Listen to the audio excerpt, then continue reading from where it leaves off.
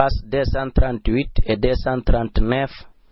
ka tafsir al-Qur'an de sura 12. warawadatu dabbe mo allati on huwa mo kanko annabi Yusuf fi baytiha on e der suudu mun don beengol lando o dabbir man nafsi fi hore makko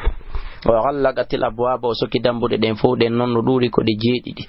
wa qala to hayta lakami webitanike makko be waden ko boni qala Yusuf jabi ma'adallahi mawluri alla innahu ko no ko woni rabbi pullu an sodo do lan o ahsana mathwaya o mojjini werde ande innahu no alla la yuflihu zalimuna wa malnata to nyobbe wala gad hammat bihi gomdi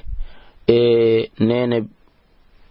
bilgi nene zalikha dabbirimo himmirimo wa hamma biha kanka do himmiri nene khadi nene zalikha annabi Yusuf himmirimo kanka do himmiribe gisanjano nonno don tafsir njano nonno don lawla an ra'a sonanu ko yuno ko burhana rabbih dalilaji jomi makko din kadhalika kono non himmirangon don ko be mi detail gokko en haldi o darsudo tafsir ala nasihara annabi Yusuf himmirimo fi wadgol zina ko himmirande bere ko gorko selludo faalete kon debbo ko wonki yidi kon sahaw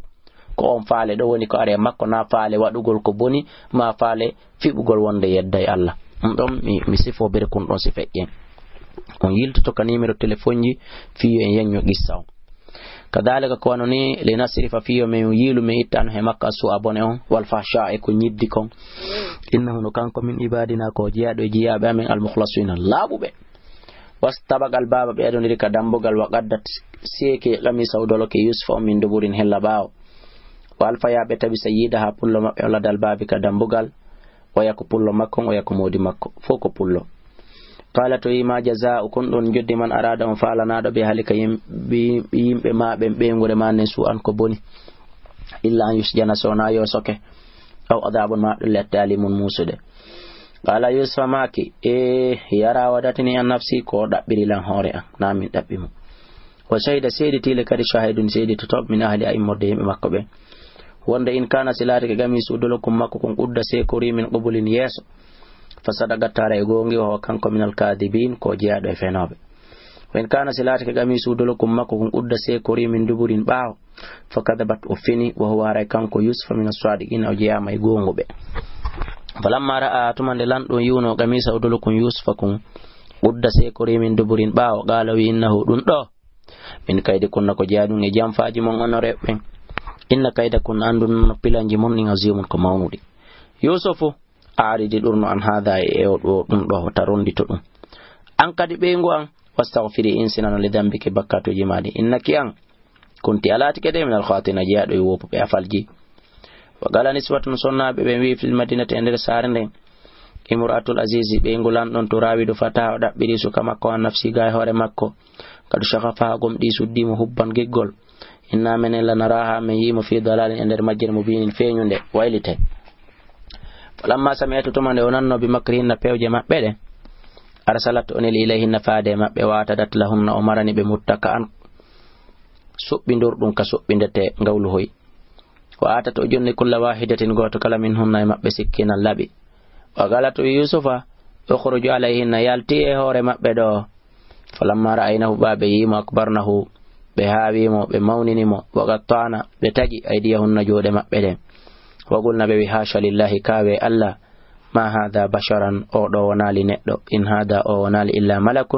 سوناكو ملائكه جوني كريم تدو لوكتي قالت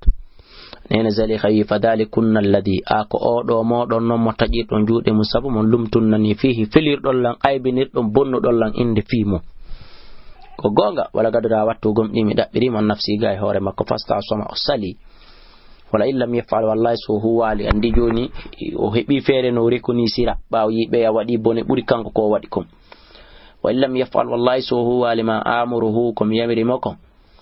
ko beji didi la isjanna wallahi ko soketedo wala yakunan wallahi ko latato do min aswaqirina jiado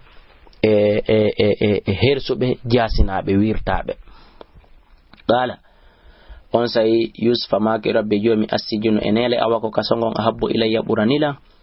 mimma yad'unani ilayhi di ko be oni lannudude modum do e bone wa illa tasrif wallahi sa wonci tali itta anni en kayduhunna pewje beede asbu ilayhinna haray mi heɓoto ne maɓɓe Allah wa kon haray mi laatoto non on saminal jahilina jeyaɗo e majjube fastajaba lahu jaabinani mo rabbuhu joom makko fasarafa anhu o wonciti o yilo itte makko kaydu hunna pewje maɓɓe ɗen innahu Allah wasami kanko nanola limo anduɗo tumma badala mo refti feñani ɓe min mbaadi ɓaaw ɗum mara awul ayati min mbaadi mara awul ayati immorde ɓaaw ko ɓe yi kommandeji ɗin e neele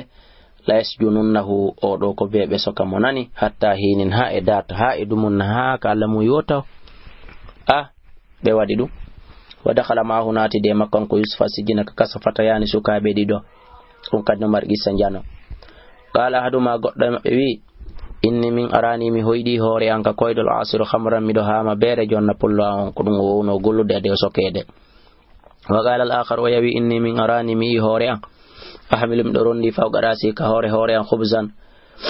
e bireedi ta'kulu tayru colle ɗi hino ñamude minhu immorde muɗum nabbi'ina hon petima mi tawili firoɗi koyɗi inna minen naraka minima minal muhsinin ko a jeeyaɗo e moƴƴuɓe qala wi la ya'tikuma arata on ta'amun ñamete turzakani mo arsikete on ɗo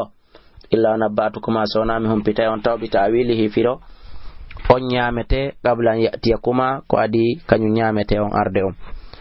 taw simi firana on koyɗol ngol noon dalikuma ɗum ɗo mo mimma allamani ko jeeyaɗum e ko andeni la rabbi joomi an inni min taraktu mi acci millata qawmin